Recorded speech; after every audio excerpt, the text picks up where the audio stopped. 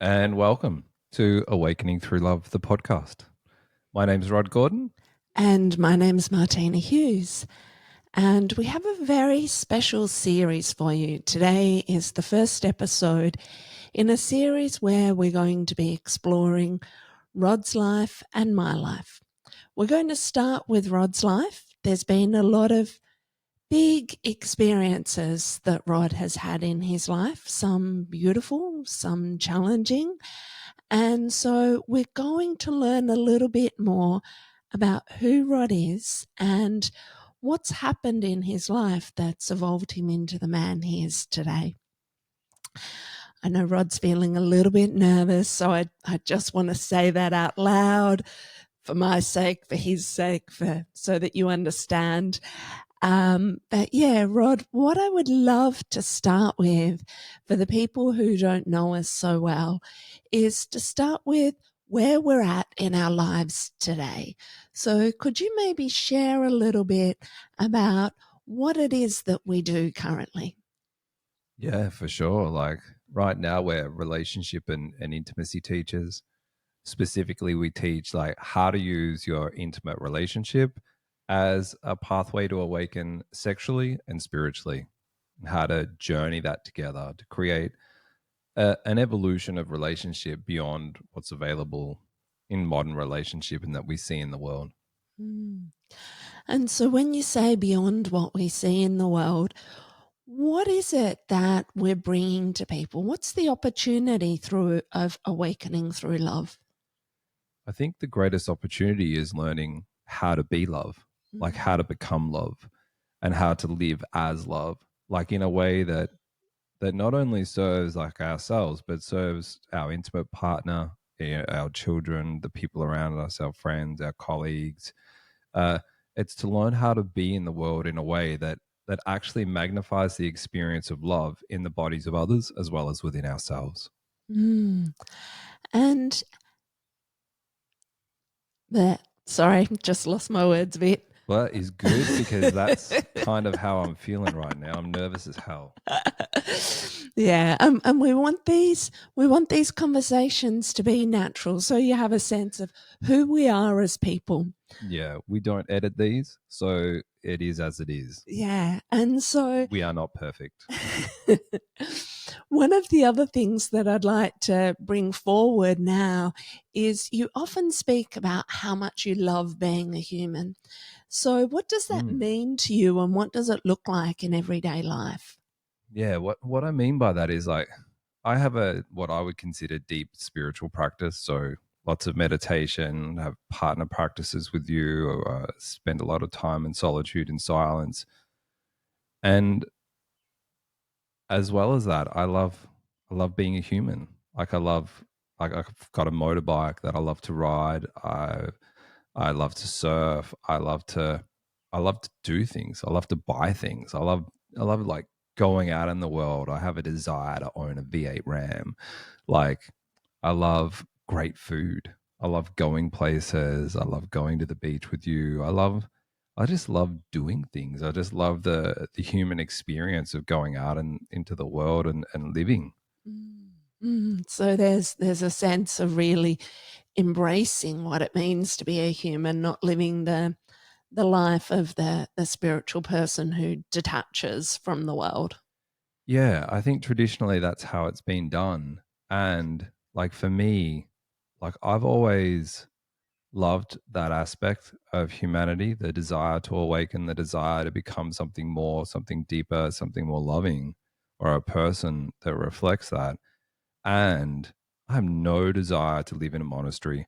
I have no desire to live in a cave. Like I'm pretty much an extrovert. So I love connecting with people. I love to socialize. I love to, spend time with people and be out in the world. And for me, what it means is that like well the question's always been like how do I live a deep, profound and spiritual life and just function as a person out in the world, just to be a human? How do I live both a modern Mm. life as well as a deep and loving spiritual life?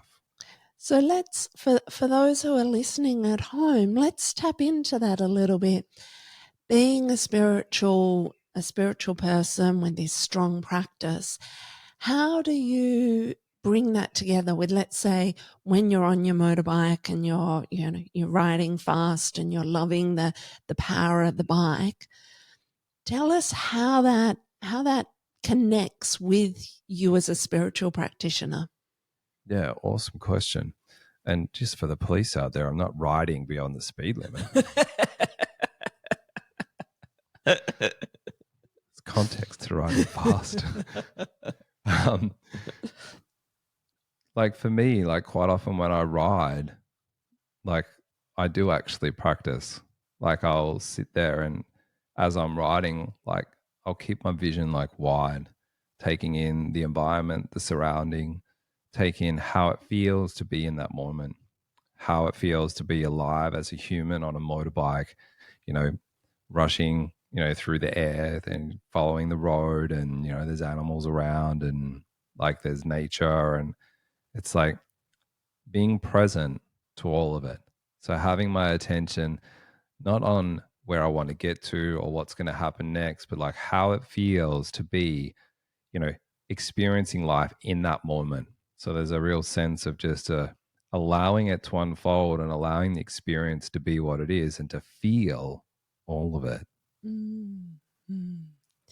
Yeah, I can really feel the experience as you talk about it, and I'll share for people my experience of being a passenger on the motorbike, because I'm a bit of a scaredy cat when it comes to motorbikes. And as you can tell, motorbikes are right up there as one of Rod's greatest passions in life. So at a certain point, I've lent into the discomfort and all of my fear of being on the back of a bike, and also have felt really loved and supported and encouraged by Rod to step into that in a way that made it more graceful for me. There's no part of Rod that's been pushy about it. It's actually my curiosity and his gentleness that allowed me to lean in.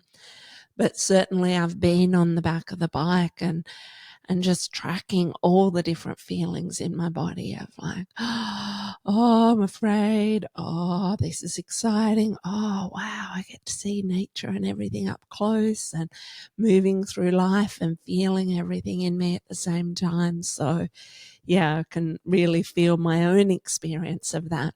There was one time that I'll share with you of Rod accelerating to give me a sense of how fast the acceleration happened on the bike. And I remember saying to him afterwards, it felt like I was going to burst. There was that much strong sensation moving through my body all at once. Yep. It's awesome, isn't it? Awesome and terrifying. Yeah. So back to being a relationship and intimacy teacher and the path of sacred intimacy. You're laughing at me for changing topics. Yeah, no, I'm back on the motorbike, so yeah, I'm got to reorient. So did it feel natural to you to become a relationship and intimacy teacher? Oh, hell no. No, I still don't want to. You know that. Yeah. So talk about not wanting to and why you're doing it. Not wanting to. I never really wanted to. Like I was a hairdresser for 30 years, and I really loved being a hairdresser. What I loved doing was studying all this stuff and being a student. That's what I love the most, and that's still what I love today is being a student. Like I have a teacher, and I'd do anything to hang out with him and see him, and his partner too. Like, yeah, I thrive on being a student and learning. And there's also the part of me that doesn't want to be seen. And there's parts of me like that. Relationships always been a really deep interest for me since I was young, like really young. And it's also been something that's challenged me in my life too, that I've found really hard. And I've had some really dark experiences and done some horrible things, which we'll dive into in this podcast. And so, in lots of ways, it's all of that is why I didn't want to be seen. Like, I don't want to be out the front. I don't want people to know who I am. I really just prefer, I love doing the work. I don't necessarily like being out the front, and I don't necessarily want to be seen as a teacher and have all my past dredged up like what we're doing here. Yeah. And yeah, I know you made reference to a couple of things like being a hairdresser and some of the past dark and challenging relationships that we're going to dive into, but we'll save those for episode number 2. So staying with this topic of relationship and intimacy and you as a teacher, one of the things I noticed when you were a student in some of the events I used to run is that even as a student, every time you spoke, people really paid attention to what you said. People were tuning in because there was something deeper coming from within you. And then even when we first started dating and you were going to America and doing some events over there as a student, when we would speak, you would share with me how everybody, all the other participants, actually were asking you questions in the breaks and so on. So it's this sense of people being drawn towards you. And I noticed that people actually wanted to learn from you, even when you were there as a student or participant yourself. Yeah, there was a sense that people wanted to hear what I had to say. There was a lot of men in those groups. Like being a hairdresser, I understood women really well. Like when they said one thing and did another, that makes perfect sense to me. I get that. I know. I understand what's happening. I understand why. It just women made sense, and so because women made so much sense to me, being a man, because I'd been a hairdresser for like 30 years, it was like I thought I was making women look beautiful. What I was really doing was actually learning to understand women, like how they think, how they feel, how that impacts and drives who they are as beings. And so I would get a lot of questions about relationships and about women in particular. Yeah. Mm. Yeah. So going back to the part of you that said you don't want to be a relationship and intimacy teacher and yet you're doing it. How did you overcome, or how are you overcoming that part that doesn't want to do it? A lot of it had to do with pressure, primarily from you and a friend of mine, Fabrice. I'm going to name him. um, yeah, there was a lot of encouragement and being called a lot of encouragement from him and being called teacher and kept calling me that. And it was a really beautiful and loving way for my friend to guide my attention to my purpose in a lot of ways. Like the it's something I was naturally, or I am naturally, very good at, and something I just don't want to do. So, but also, you saying those things that you just said, like you would say to me, like, when you speak, people listen. And so then I started to pay attention to that to see if it was happening because I hadn't noticed that before. And then I noticed it, and then I was like, oh, I don't really know what to do with that. Because, like, for me, there's no sense of knowing enough. There's no sense of having all the answers. So like how can I possibly teach or lead people if I don't have all the answers? And I don't. Yeah, yeah. And in some ways, that's kind of the journey of life, isn't it? We're never going to have all of the answers. No, that's probably like in a nutshell, the more I learn, the less I know. Like that's the realization. But I think within all of that, it wasn't my knowledge so much that people wanted, but to hear and feel my experiences. One of the things that sort of became clear was like my capacity to communicate specifically emotional experiences and feelings in my body, but also what's happening in other people's body, being able to articulate for them in a way that helped them unravel their feeling experience so they could understand it at a deeper level, understand who they are and what they're experiencing and why and what the gifts were in that. So for me, the gifts were like communication, understanding, and clarity. I know communication is something that men often struggle with. Mm. So, can you share a little about what your journey with communication has been? Has it always been natural for you? Talking's always been natural. but talking's different to communication. Good distinction. I like it. So Yeah. maybe tease that out a little. Yeah. So, like, in lots of ways, I think the gift came from my mum, who loves to talk. So, I always had a strong desire to connect through communication. But in lots of ways, when I was a kid, I was really sensitive, and I wasn't aware of it. Like, I wasn't aware that I was sensitive. I just thought, this is how it feels to be a human. Like, this is how it feels to be Rod. That was my experience. And then whatever my experience was that I could feel, I had a lot of trouble trying to get that across to people in a way where I could experience that sense that they could understand what I was trying to communicate, that they could see what I was feeling, that they could feel and understand what it was I was trying to communicate to them. And that that seemed to never be the case. So in lots of ways the gift was born out of the trauma of not being heard and not being seen. That was probably in a, to summarize it. And there was lots of experiences, like key strong experiences in my life that sort of led to that. But there's definitely that sense of not being heard, that drove me to, like, articulate, more and more to be more precise in how I spoke, so that what I was trying to communicate would actually get heard. Mm, mm. I'm really feeling the distinction there around being sensitive and being an extrovert. So, being so strongly sensitive and feeling things intensely, and as an extrovert, needing to communicate and connect. So, Yeah. needing to find how to bring what's inside out into the world. Yeah, and I think, like, you pointed my attention to something about it, how I process emotional experience at some point. And I'm not skilled in the awareness of what the different styles are, but you pointed out at some point that how I process my emotional experiences is by talking about them. It's not until I hear myself say it that my body relaxes and goes, oh.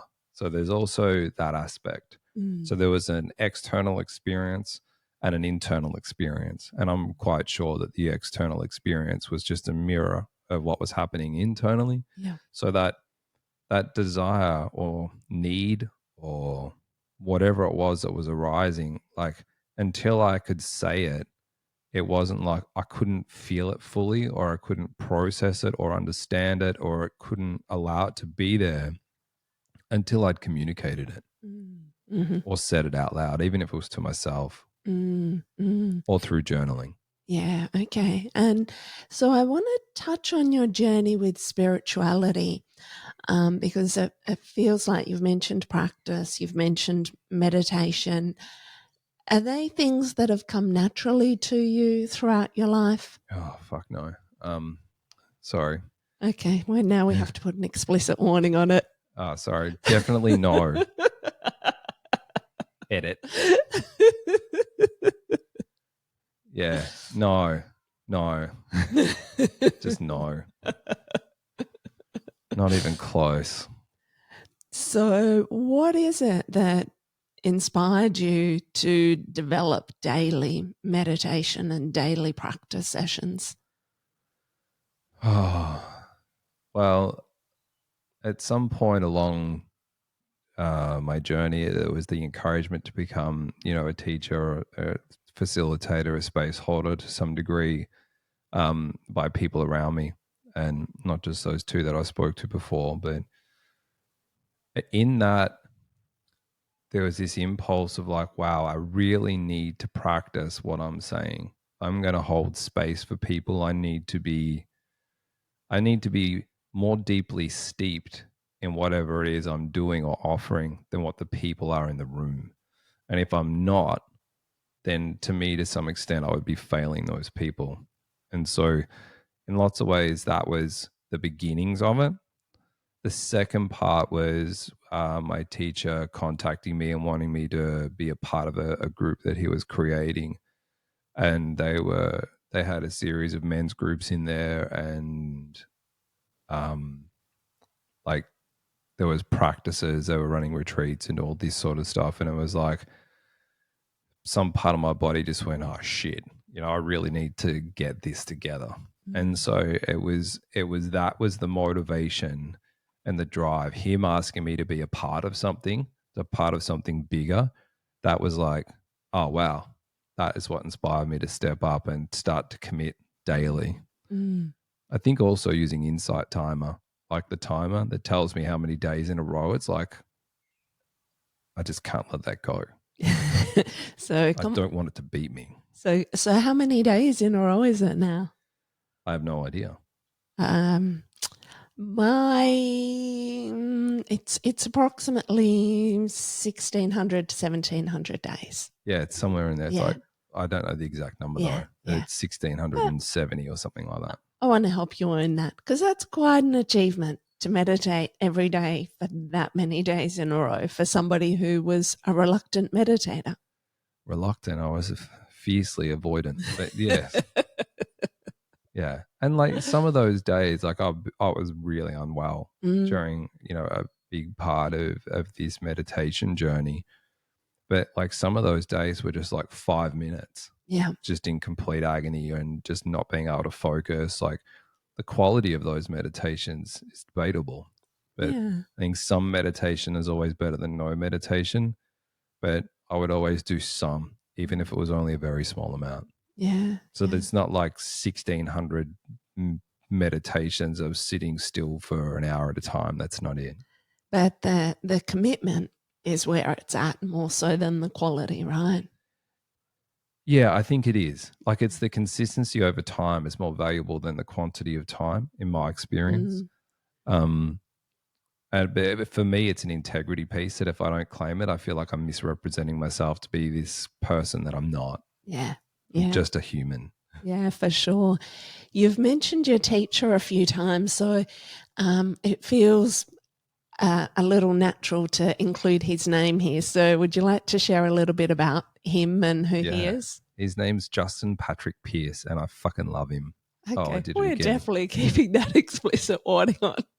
Yeah. Damn. Yeah, I swear. Like I said, I'm just a person. So, and I enjoy it. Yeah, his name's Justin. I absolutely love him. He's a beast. Um, yeah, he teaches at the body of work called the Yoga of Intimacy, and it's his teachings that we actually use for our work. Um, yeah, he's amazing, and I love him, and the way that he lives his work, that he lives in alignment and integrity, and the courage that he's had to live his purpose, the adversity that he's had to face to achieve that, and the awareness that he's got and the diligence in his historical research to create this deep body of work of how to open through intimate relationship, how to awaken, and how to use that as a pathway to becoming a more loving human. It's inspirational. I think it's the foundational piece of our humanity that's just been missing for all of our lives. Like I don't know a person, or I haven't met a person that doesn't intuit that there's more available in intimate relationship. That there is so not, yeah, there's always this sense that, you know, there's something more. There's something more. Like it should be different to how it is. Like I haven't met a person that doesn't have some version of that in their awareness. And this work that he's created is is that Mm, it's the missing piece. mm, mm, So yeah, I love him. I adore him. He's just he's my mentor, my teacher, coach, friend. He's a mm, beautiful man, and I love him. mm. Thank you, Justin, and thank you, London, for the work you've created and the difference you've made in Rod's life, my life, and our life together. Yeah, So, London is Justin's partner. yes. Yeah, so London, um, I've done like work with both of them, and we do work with both of them every year. Justin is the point of reference that I met first. So when I say my teacher specifically, his teaching and mentoring me has also led to some really huge, uh, life changing, transformational experiences. So Yeah. there's a lot there, but their teachings together in our relationship has also transformed our relationship. And London is also the co-creator of that body of work, and she teaches the feminine side. So naturally, I've spent more time with Justin than I have with London, but I also know Justin wouldn't be the man he is without London. Mm. And Mm. so, and in lots of ways, it's because of her that he is. Mm. And it's the same for me. Because of you, I am. I wouldn't be the man I am if it wasn't for you. So I just want to also acknowledge London, although I've spent less time with her. She's a beautiful powerhouse of a woman who's so sensitive and generous and kind, but also so and introverted, but so powerful and open and sensual. She's just in the most loving way. She's a beast. And she's super funny. Yes, she's very funny, and I love talking to her. Wow, we've got so many topics open at the moment. My body's going like ping, ping, ping, ping, ping. What we're going to do, you mentioned in mentoring with Justin that you've had some strong experiences. So I want to narrow in on that right now. Can you talk about what happened there? Oh, yeah.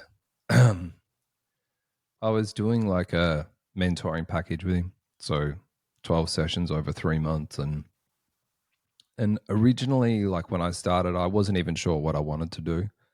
I just knew that I wanted to work with him. And so I'm not super attached to what it is that I want to do when I go into these things. I'm more interested in like what does life want to show me rather than what can I achieve. So I didn't have a specific goal.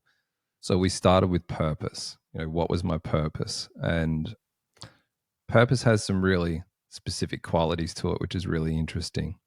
One, it's usually hidden and capped under our deepest fears, and two, it always feels like I don't want to do this at all, and this is actually what people want from me. This is what I feel called to do. This beautiful paradox that's in it. It's delicious and intoxicating. So we dove into that, and in that he had me doing a series of specific meditations.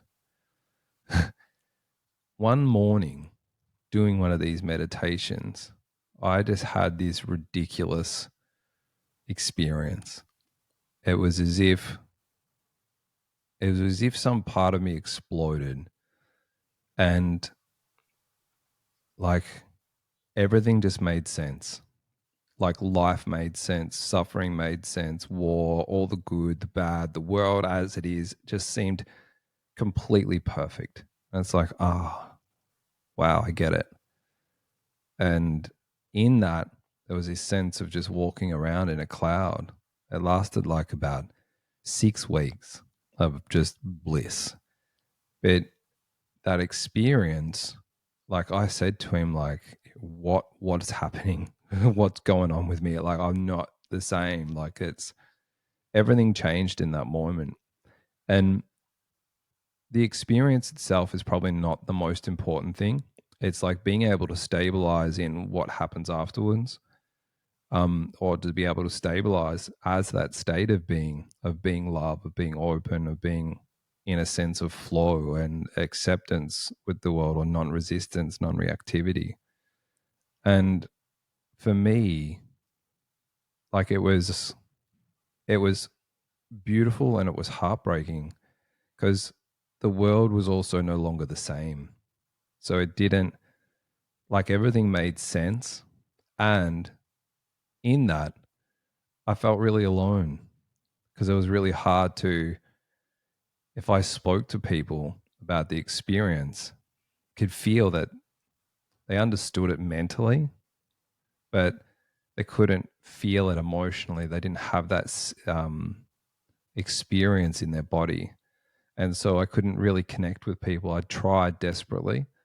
And there was also this sense of then feeling more alone and feeling unstable, because nothing meant what it used to mean anymore.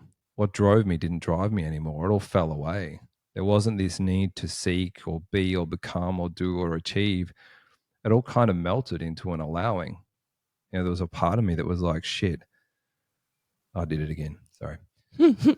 Part of me that was like, oh God. No, that doesn't work. Sorry. Shit. Like, what's going to motivate me? Mm-hmm. Like, everything as I understood it fell away because everything in my life up until that moment was driven by a need to become, do, or be, or achieve, or seek something. And in that moment, that all melted away. And so, I definitely couldn't stabilize in that state of being, but at the same time, it didn't fall away fully either. And so, you know, asking what it was, he was reluctant to sort of say anything. But eventually he said, it's an awakening experience. And I said, what the fuck's awakening experience? And I wasn't aware of it. Like I'd heard of awakening, I've heard of enlightenment, all those things. And I'm not enlightened. That's not what I'm saying. But I've heard of all those concepts, but I also hadn't dived into them deeply. And I certainly hadn't had any experience like that. And so it was beautiful and profound, but it was also heartbreaking. Like there was also this sense of when I started to read about it, I started to think that, I shouldn't feel emotions like anger or frustration or agitation. I should be just this, godlike figure experiencing the world. And, I even became like part of me, like it actually got like the ego self part got stronger. I became like a bit of an egomaniac. I had a specific word for it. It was behaving. I was like a spiritual wanker. And yeah, you remember that, don't you? Yeah. Oh, I feel my belly contract. Yeah, it hurt. And it took London and Justin gave me a really good whack on the head in a mentoring session with you. So I had 3 people that just sort of went poof with a club on the head. I was like, I spent that week almost suicidal. I was just devastated. But then somewhere in that, I broke through that into the realization of like, right, okay, I see what I'm doing. It's not the experience that, it's been made out to be. And it has been really profound, and everything about life changes. There was no ground beneath my feet anymore. And there was a sense of just free falling in life, and I wanted to fight it and grab onto something. I wanted to fight it and feel stable and normal and whatever in the world, and I just didn't. And so then I fought that for ages. Eventually, like even now, I feel like I'm still letting go to that. Yeah. It's not something that I've landed in fully. It can take years to integrate an experience like that. And for me, yeah, that part's still unfolding. There's a part that you haven't mentioned, and I know your brain doesn't work so well with timelines around things that happen. So I want to remind you, you had the 6 weeks of bliss, but then after the 6 weeks of bliss, something else happened. Would you like to talk about that? No, but I will. Yeah, I know. And there was a 6 weeks of bliss, and then there was like that destabilized time. Yeah. Then something else happened. Things got really dark. As in, like I think too, like we haven't touched on this, but I had an accident and I was on 3 different painkillers, antidepressants, all this sort of stuff. And, having that experience, part of me wanted to come off all those. It's like I should be able to just be like I should be able to levitate on my meditation cushion. I shouldn't feel pain. Not need any painkillers. Yeah, not need painkillers or antidepressants. And that's all not true. None of that changes after an experience like that. Yeah. Human mechanism or your body or whatever that is stays the same. But in my wisdom that I didn't have, I decided it would be a good idea to come off all those things at once, because I thought tapering was like a week. It's not for anyone listening who's thinking about that. By the way, nobody follow this part of Rod's journey for your own personal journey at home. We do not recommend this. Yeah, it's a shit house idea. And so then began what is, I think, commonly called the dark night of the soul. And there was a real hopelessness and a purposelessness that came on. And for me, like as a man, like that's having no purpose, that was just like I wanted to die. And so like I was deeply depressed. There was a real sense of hopelessness and like what's the point of doing any of this? Like there's just no point. And I was also incredibly suicidal. Like I had a constant series of looping thoughts all day that just wouldn't stop of like how I could kill myself. Like if I was driving down the road, it's like I could easily drive into that truck. Look at the size of that tree. I could drive into that. I could swim out into the ocean and not come back. Like everywhere I went, there was something, some way that I could, harm or kill myself. And there wasn't a drive to do it, but it was like my mind was relentlessly bashing me, like constantly with these thoughts. And I found it really, really confronting. Mm. And I didn't know what to do with it. But the hopelessness and the despair in some ways was worse than the looping thoughts, because it was just this complete hole. There was no purpose to life whatsoever. Mm-mm. And it was devastating. I didn't want to kill myself, but I didn't want to be here. Mm. There was Mhm. just this sense of like, why? Mm. Like I would wake up and just say, oh, please take me today. Mm. Like, I would ask the universe to just take me Mhm. like every day. And Mhm. so it was just like, yeah, it was really hard. So there's that, what is it? What goes up must come down. It's Mm. that kind of Mhm. thing. So yeah, there was a beautiful awakening and an opening. And I naturally received the other end of that as well, to know Mm. the depths of those despair. And in some ways, like at some point, I started to break out of it. I used a really unconventional way to break out of it, but the the the looping thoughts was what needed to stop, and I broke those. Mm. That was the unconventional part. Mm. But then somewhere in that deep despair and that hurt and the pain and the lostness, the purposelessness, the hopelessness, the worthlessness, resting in all of that, somewhere in all of that, a compassion started to emerge. And compassion being love and understanding, they're the two qualities that make up compassion. And so that's when I say compassion, that's what I mean. It's like the awakening experience of bliss, and that whole honeymoon sort of period. That was the love. And then in the darkness came the understanding. And in that there was a wholeness to my humanity, and also a deep understanding of people's suffering Mm. and people's pain. And so somewhere emerging out of that, and that lasted like months, Mm. maybe 4 months, something like that. I slowly came out of that over those months, and there was all of a sudden a new sort of purpose arose, to help people, awaken, through this work, like which we were already doing, but I didn't realize how much it meant to me, Mm. how important it was, and how of service it can be. Mm. It can also be incredibly disruptive, but it's that whole experience led me to see life in a different way, Mm. led me to understand people and to have compassion in a way that I never had before. I Mm. thought that I had compassion and I thought I had understanding, but knowing the depths of that darkness in my body and having journeyed there, knowing the bliss and the love that's also possible in the moment, and that they're always both available, it's that opened up something in me that allowed me to connect more deeply with people. Mm. Like the part of me that was really judgmental and critical really began to fall away. It's Mm. always been a really strong part of who I am.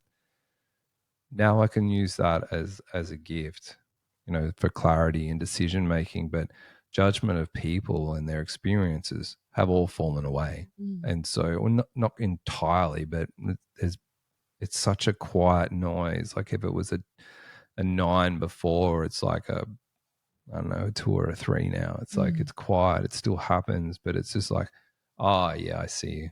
I see that part of you. Like, well, I see that part of me. See what's coming up. And what really stands out when you talk about it is how stark the contrast was to go from such bliss into what essentially feels like a living hell, that sense of the dark night of the soul being in your own personal hell day after day.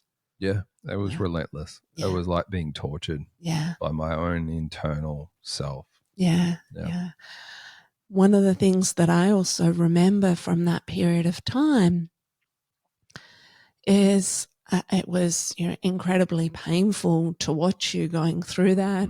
It was also incredibly painful for me because I'd also felt incredibly alone for me at that point in time. And one morning in a partner practice,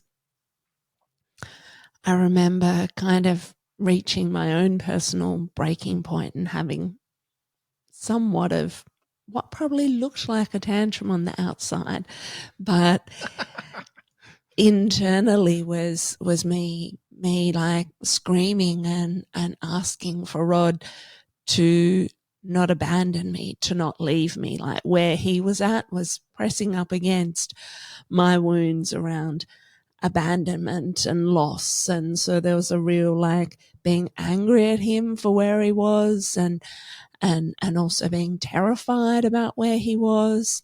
This is the part where I didn't want to be here. Yeah. So feeling angry, feeling terrified, feeling really alone, and just really wanting to feel Rod and his presence back in life and our relationship again, because there was a sense of feeling him having disappeared somewhat with all the dark night of the soul and the hellish experiences he was in. And the reason I share this now is because what I noticed is from that day when I showed him how painful it was for me, that's when something started to shift in Rod. It's when I saw him make some different choices about what he was doing day to day. Do you remember that? Yeah, I do. Yeah. It was like a call back into life. And in some ways in that period of time, like my attention just went like, it feels like it went in through my body and out through the back. It's like I disappeared. And so what that did is it called my attention back to the front of my body, if that makes sense, and then out into life. So I started to actively participate in life and do more. And there was something in the generosity of giving, of being of service, of like, helping around the house, helping do stuff, loving you. There was something in the giving that shifted that experience for me, took my attention off myself and brought it external. And that's where it needed to be. And what it did is it liberated something in my body. Yeah, there was a freedom that sort of came online after that of like, oh, wow.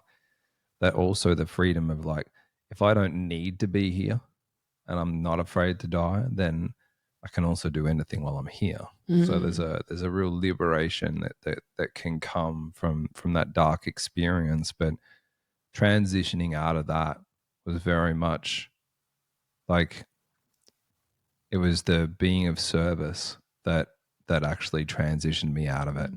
And it started with something as simple as, I think, doing the dog's water bowl, because I was in such a state. I was completely useless and I was doing so little and you were doing so much. And I could see how much that was hurting you and the pain that was coming through your body. And I remember committing to doing that. And as soon as I did that one thing, as soon as I'd finished it, I'd want to do more. I'd start to look around the kitchen, what needs doing. Oh, I'll do this, I'll do that, I'll do this. And just it built there. But that sense of being of service, of doing something that meant something to someone, that's what pulled me out. Beautiful. Thank you for sharing that. I think it's useful for people to hear how the giving and the being of service can pull us out of some of those destructive, challenging places. Yeah. And I think if it wasn't for that, I could have stayed in that hole for years. It could easily have turned into self-pity. Yeah. But it was something much bigger than than self-pity, but it's, Yeah. yeah. And in terms of from a medical perspective, because you mentioned like having stopped medication. So at some point during that was also the days of me begging you to start medication again because you're in so much physical pain as well. Yeah, and that's where part of the uselessness was. It's like Yeah. I was in so much pain I couldn't function. I Mm-hmm. basically lay on the couch and just breathe in and breathe out, breathe in and breathe out. Like I really couldn't do much more than that because I was in so much pain. Mm-hmm. Yeah, the Mm-hmm. pain was excruciating. And so that's a beautiful segue into what happened to cause you that much pain. What happened 5.5 years ago that was the beginning of the journey with pain for you? Yeah, I it's so ridiculous. It's almost funny. I don't laugh about it, but I literally I I'd had like a gastro type bug. I'd actually been dehydrated the day before, so it was probably more related to that. But basically, I couldn't keep anything in my body. I wasn't vomiting, but I couldn't keep anything in. So I'd had no fluids for the whole day. Each time I'd tried, I just got really crook, really sick. Got to about 6 p.m. that night. I think I said to you to go to yoga. I was just going to lay on the couch and rest. I needed to go to the bathroom, to the toilet. And I was sitting there, and then all of a sudden, I just got really lightheaded. And I remember trying to put my arms up onto the walls to grab myself. That's the last thing I remember. And then I woke up, and I was balanced on my nose and forehead on the ground with my bum still on the toilet seat. So all my body weight was on my head and face. And what I'd done is I'd been out for quite a while. I went to the bathroom at 6. I was obviously there for some period of time, but my phone fell out of my pocket as I was trying to move I couldn't move my arms or my hands, and I could wiggle my feet and toes so I knew my neck wasn't broken. But what I'd done is I'd pushed a disc out through the back of my neck, and it had compressed my spinal cord, uh, crushed the nerves in my neck, and cut off the oxygen supply to my brain. Just not badly, but enough to have an impact. And so I kind of moved to the left to try and roll so that I wasn't balanced on my nose and face. And as I did that, my phone fell out of my pocket, and it was 6:26 p.m. So I went to the bathroom at 6. So I was out for a while. So the I you were at yoga, so there was no one else home, and I couldn't move my arms to open the door. And so I wasn't sort of sure what to do. I couldn't move my fingers or my hands. And so eventually I kind of just tried to just, roll my body and launch my arm at the door handle because it was a lever door handle. And it took two or three goes, but I got my hand to land on it, or my wrist to land on it, and it pulled the door down and it opened. And so from there, I think it took me about an hour to get out of the toilet and onto the bathroom floor. So to move about 2 or 3 meters. And so I was in heaps of pain, and I couldn't move my arms or legs. And I just knew I was all kinds of fucked up. And so then I was trying to use my phone. I was trying to use my nose. I was trying to use my, because I could move my arms sort of, but I couldn't use my fingers. And so I'm trying to dial the number. I think eventually I got the phone to ring, but there was no answer. And I thought, fuck, I got to try and send a text. And I think I managed to send help 7 or something like that. But I knew it said help. And so then I just did that. And I just laid there and waited for you to call. There was nothing I could do. So it was horrible. Mm-hmm. I was laying there, and my right arm was just like shaking like crazy. It was like, and I couldn't get it to stop. Then I couldn't move my fingers. And so I just knew I was really badly messed up, but my pants are still around my ankles, and I'm just like so humiliated, embarrassed, because if there's anything I hate, it's public humiliation and embarrassment. And yet that's exactly how I felt. And so then eventually you came home and you said, should I call an ambulance? I'm like, no, let's just see if I'm okay. Well, actually, I rang you from the car, because Oh, is that what it was? soon as I got into the car from yoga, and there was a text message there from Rod that just said help 7, and Rod almost never asks for help, so for the message to say help 7 was like massive sirens went off inside of me. And so I rang him. I'm driving home. It was about a 12-minute drive, and I'm like, how about I ring the ambulance while I'm driving? And he's like, no, just come home and see, and we'll decide when you get here if it's necessary. And I could tell it was going to be necessary, but wanted to honour him and go, I'll just get home first. So I walked in, and our pets were all like gathered around, like a few meters back from him, but like watching. Like they knew something was wrong. They were like all on alert, but also on alert and taking care of him, like, and not knowing what to do. And I've seen Rod just lying on the bathroom floor, completely unable to move. And that was terrifying. So we had a chat, and I convinced him that we had to call an ambulance. I was just hoping it would go away. Yeah, definitely didn't go away. I was in denial. And in many ways, the going to the hospital, it felt like it even got worse, because there was that sense of the stimulation, the sounds, the activity.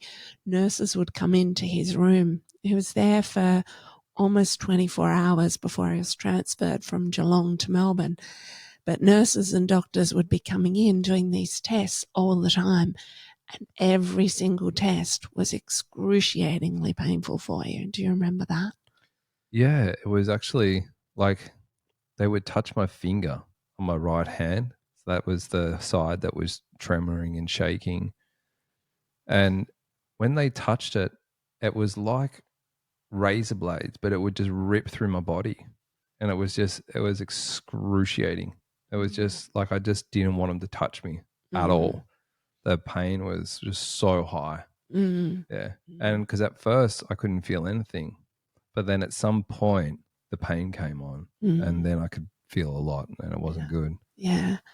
So then what happened once you were in hospital? And I just mentioned you were transferred to Melbourne. So what happened in Melbourne? Yeah, they got me to Melbourne. They checked the x-rays and that, and within 30 minutes I was in surgery. They said, we don't know what they were doing down there. That's ridiculous. They put me into surgery, and they pulled the disc out of the neck, like out through the front. I can't remember, a discectomy or a discotomy. I don't know what it's called, some operation. They pulled that out, and they put in, and they cleaned out like the where the nerve roots were, because the disc fluid or juice or whatever it's called that had gone down into those cavities. So they cleaned out as much of that as they could. That was putting pressure on all the nerves. And they put in a little metal cage, and they put that in there, and the bone grows around it, so it's a spinal fusion. Yeah. And so we know a few people who've had similar operations. And Yeah. what's curious to me is how some people have that operation and they're completely fine afterwards. No pain, no ill effects. They just go back to life as it was. Yeah. And then there's yourself and some others who live with constant ongoing pain. So Yeah. can you share a little bit about how that is for you? Yeah, it's horrible. The the pain was really bad, but it wasn't in my neck. The pain was actually radiating out of my spine, out of my back. So it was around my ribs and then up through towards my shoulder blades. And it's kind of like a vice. So all I could really do was lay on the couch and breathe. It's just like, like, and that was the extent of life for almost 12 months. Like the doctor would give me painkillers and stuff, and that would help, but it wasn't enough. And we didn't want to go for more. The doctor decided that I needed to go to a pain specialist. Um, and so it was going to be a 3-month wait or something like that. And I just decided that no, I'd pay and go to a pain management clinic. And the guy that I saw, I went to the pain matrix, and they were amazing. They were amazing. He tested my body like same as everyone else did, which drove me nuts. Like, and there was, yeah, again, lots of nerve pain and, lack of mobility and a tremor and the weakness in the right side of my body. Like that was a year later. It's all still really strong, still strong today. Um, yeah, he looked at me and he straight away put me on 3 different types of painkillers so that they sort of hit in different areas of the body, all um, like low dose, slow release medications, as well as a nerve one. So he did that. I saw the pain management psychologist. I was seeing like an osteo or a physio. He did both. I did red light therapy. I basically did anything after that. Like I did all kinds of spiritual healing, equine therapy. Um, I can't even tell you. I can't even think. Yeah. But if it was someone said you should try this, basically I did. Mm-hmm. But yeah, that's what started the pain management was that. But Mm. there's always been a desire to get off the pain medication. Like I've seen the devastation that pain medication can create in a person, and this was being managed really skillfully. So once they got me on the pain medication, I actually started to get a bit of a life. Mm. Like I could be up for a few hours and do stuff. Like I couldn't, I was still sleeping maybe 4 or 5 hours every day, Mm. like during the middle of the day, but I could get up and I could actually like go for a walk or do something. Yeah. The other thing that's important to mention here is that there are things that you had to let go of after the accident. Can you speak about what it is you had to give up after the accident? Yeah, I had to give up every aspect of my life. Yeah. So I was a hairdresser. I was clear I was never going to hairdress again. I still can't move I can move them, but I don't have any strength in the fingers on the right hand. My right arm still has a tremor, weakness in my right leg. So there's no way I could stand. But I was also sensitive to light, sensitive to sound. Like all those things would actually cause pain, especially like shopping center lights. It was like my skin was on fire. Mm. So I had all these crazy, weird symptoms. And Mm. so no hairdressing. I had a beautiful friend who I'd worked with for 17 years, Naomi, who ran the salon for a year and worked her ring off just to make sure that I was all right, And basically. that you could pay the bills Pay of the the salon bills. and Yeah. still have income for yourself from the salon, which was amazing given that you weren't hairdressing. Yeah. Yeah. Mm. Like she was just awesome. I was so grateful to her. I still am grateful to her. Mm. Yeah, so I lost my career. I could never go back to that. I was a dirt bike rider, so and a motorbike rider in general. So I couldn't ride motorbikes anymore. I was a surfer. I couldn't surf. I did a lot of physical stuff in nature, Mm. which ended up being there's reasons for that, which we'll dive into later. But yeah, I pretty much lost everything. Mm. And even the friendships that I had were all based on things that we'd all go and do together. They were man friends. So they were based on, my riding friends, surfing friends. It was like, I used to ride road bikes. So I had friends from that. So I used to race road bikes. So there was all those friendships I had were based on that. And like they didn't fall away. Like I still have friendships with those guys today, but it changes. Mm. And the way it felt like in my body is that everything that I did and everything about who I was just got ripped away Mm. in that moment, Yeah. and nothing about my life was the same or was ever going to be the same again. Like Mm. they didn't think I'd ever ride a motorbike again or that I'd ever surf again. Like I begged, the doctor didn't want to say that. And I just said, just tell me, like, don't bullshit me, because I don't want to sit around pretending I'm going to get back to somewhere I'm not.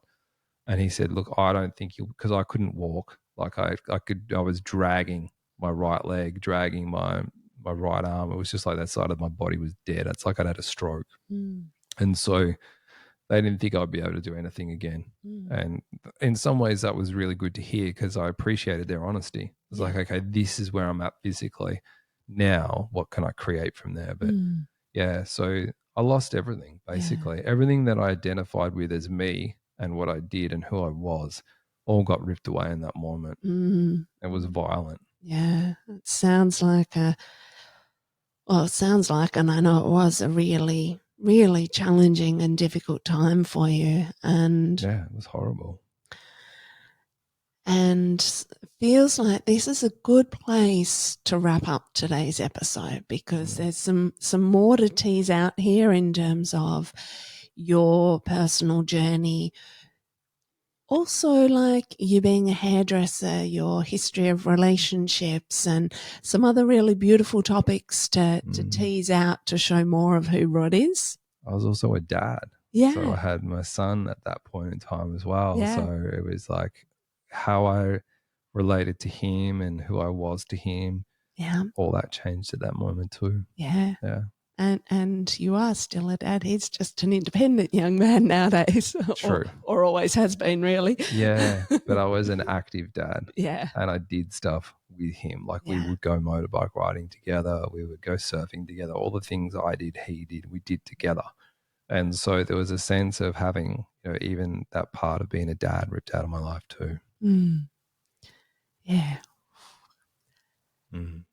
I know that one always, it's like I can feel the pull on Rod's heart and then the corresponding pull on my heart, because I know how much grief and pain has been involved in that part of Rod's journey of letting go of being an active dad. Yeah. So this is my second attempt to wind up for today. I'll stop talking. I feel like we've offered some big pieces of who Rod is, and there's still a lot more to come. So we look forward to sharing more with you in the next episode. Thank you for listening. Thank you.